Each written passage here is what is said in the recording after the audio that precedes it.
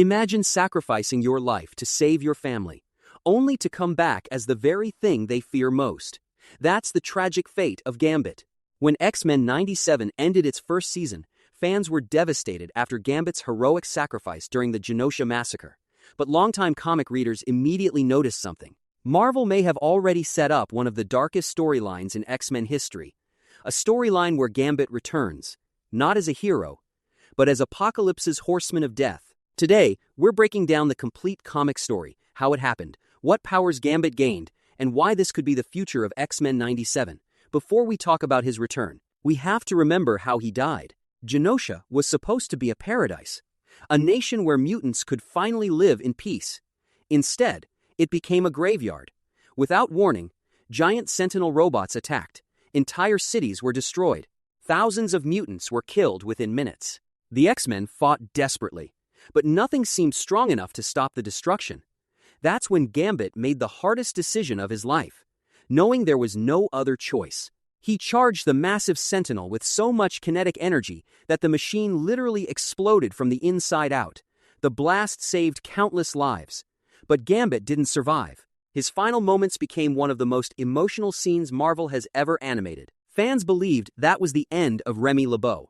But comic books have one rule: death is rarely permanent. To understand Gambit's future, you first have to understand Apocalypse. His real name is N-Saba Nur. He's considered one of the very first mutants in history. Thousands of years old, stronger than almost anyone alive, and obsessed with one belief: only the strong deserve to survive. Apocalypse doesn't conquer worlds for money. He doesn't want revenge. He wants evolution. He believes suffering creates stronger mutants. Throughout history, he has chosen 4 elite warriors, known as the Horsemen: war, famine, pestilence, and death. These aren't ordinary soldiers. They're transformed into living weapons. And sometimes, those horsemen are former heroes. So why would Apocalypse choose Gambit? Because Gambit already possessed incredible potential. His mutant ability allows him to charge objects with kinetic energy, playing cards, metal poles, vehicles. Almost anything he touches can become an explosive weapon. But Apocalypse saw something even greater. He saw a warrior willing to sacrifice himself. Someone fearless. Someone who could become unstoppable with the right enhancements. In the comics, Apocalypse resurrects Gambit, not as an act of mercy, but as an investment. He strips away much of Gambit's humanity, replacing it with obedience. The charming thief, the loyal X-Man, the man Rogue loved, begins to disappear. When Gambit awakens, everything has changed. His iconic trench coat is replaced with dark armor. His eyes glow with terrifying energy. His powers become stronger than ever before.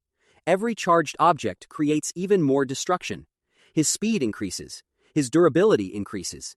Even his fighting style becomes colder and more brutal. This isn't simply Gambit wearing new armor. This is death itself. Apocalypse has created exactly what he wanted, a mutant capable of destroying anyone who stands in his way. And the most heartbreaking part, Gambit barely remembers the people he once called family.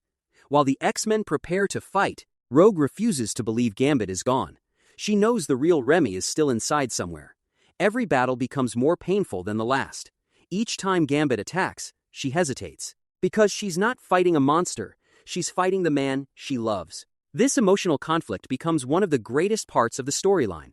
Can love break Apocalypse's control, or has death completely consumed Gambit? Season 1 of X-Men 97 left several clues pointing toward Apocalypse. Comic readers immediately recognize them. Marvel has adapted famous comic storylines before, but often with new twists.